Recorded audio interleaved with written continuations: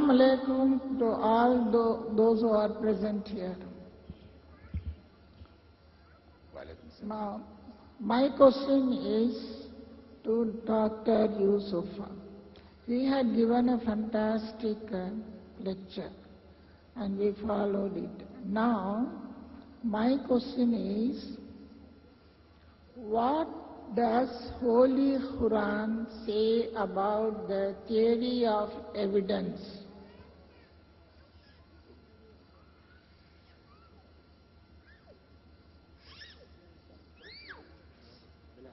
The theory of evidence.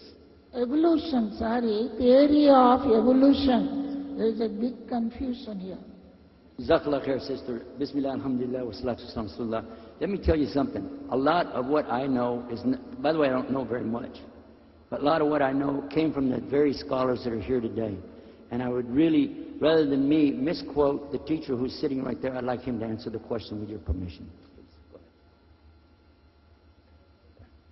Your question, sister, is on evolution, or you're saying the theory of evidence? The theory of evolution? Sister, is that what your question is about? What does our Holy Quran say about the theory of evolution? Okay, the theory of evolution. The Quran tells us that Allah created Adam and Eve. He created the animals that are here, the trees that are here, etc. There is no evidence in the Quran for the theory of evolution. And evolution is still called a theory. Why? Because it is not a fact. It is only a theory. And it remains a theory. And it has so many holes in it that modern biologists, microbiologists, and others hold other theories today which are developed from the original theory of evolution, which was proposed by, what's his name again? Darwin. Darwin, his theory as it was proposed is no longer followed by modern scientists, because the evidence that they have found over the last 150 years from the time of Darwin indicates other than what Darwin has claimed. So they have modified, changed, and made new versions, whether it's the punctuated equilibrium theory of Stephen Jay Gould or whatever. There's a variety of different theories that they have out now, trying to explain the unexplainable. For Muslims, we believe God created the creatures.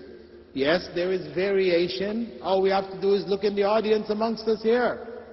How much variation that there can exist amongst human beings.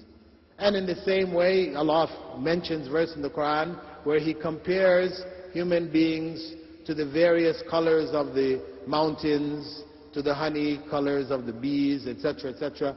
Showing that really there is no difference in terms of the variations which exist in nature and variations amongst human beings. So, as a basic principle, we don't believe in the so-called theory of evolution, which tries to prove basically that life came from non-life, inanimate matter by itself, by chance. And this is what our brother talked about, dropping glasses on the ground and producing many little glasses. This is the same argument which is used to explain how life came about from non-life, and then from there evolution to explain how it evolved into human beings and other creatures. So from our perspective, we believe in what they call special creation, that God created creatures, but that within these creatures' existence there is variation which we witness around the world today.